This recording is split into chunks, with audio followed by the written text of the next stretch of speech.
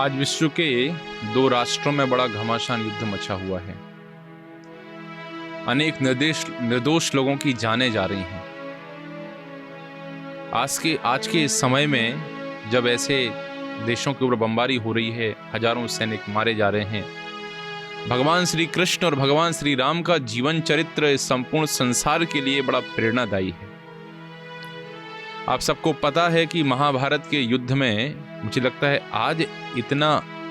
अन्याय किसी राष्ट्र के साथ नहीं हुआ है जितना अन्याय उन पांडवों के साथ हुआ था, कि जिनकी तो सारी संपदा छीन ली गई, इनकी पत्नी को निर्वस्त्र किया गया, 13 वर्ष वनवास के लिए भेजा गया।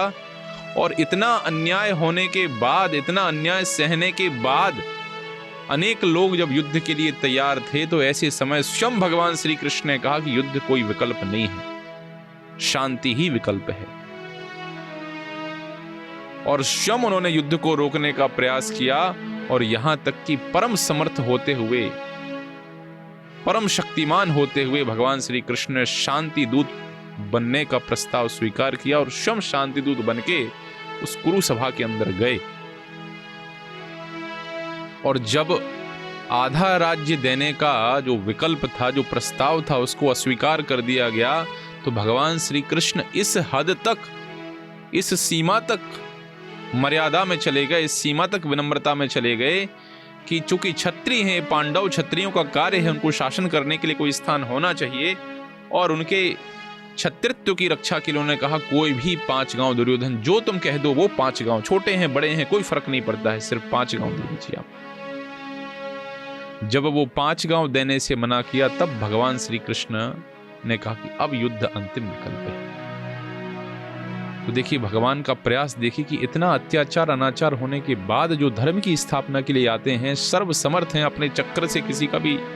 गर्दन काट सकते हैं, उन्होंने भी शांति के इस मार्ग को स्वीकार किया। इसलिए शांति में ही श्रेष्ठता है, युद्ध समाधान नहीं है। वही शिक्षा हमें भगवान श्री रामचंद्र जी के जीवन से मिलती है, जो स्वयं भगवान हैं। लेकिन जब रावण के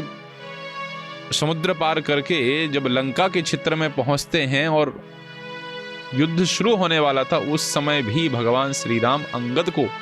अपना दूत बना के भेजते हैं। बड़ी प्रसिद्ध घटना है कि किस प्रकार से अंगद पैर जमाते हैं और रावण की सभा का कोई व्यक्ति उस पैर को हिला नहीं पाता है। और अंगद कहते हैं कि हे रावण, अभी भी समय है, सीता माता को ससम्मान लेकर प्रभु श्री राम की शरण में चले जाइए, इस युद्ध की कोई आवश्यकता नहीं है। तो आज इस पूरे संसार के लिए इस परिस्थिति में, जहां हजारों हमारे हिंदुस्तान के बहुत सारे छात्रों को निकाल के वहां से लाया जा रहा है,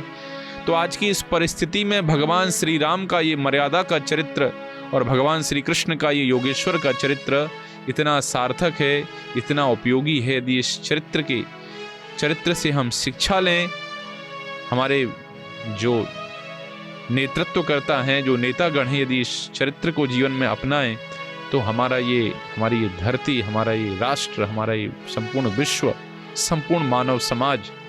बड़ी भयानक त्रासदी से बच सकता है। तो भागवत की,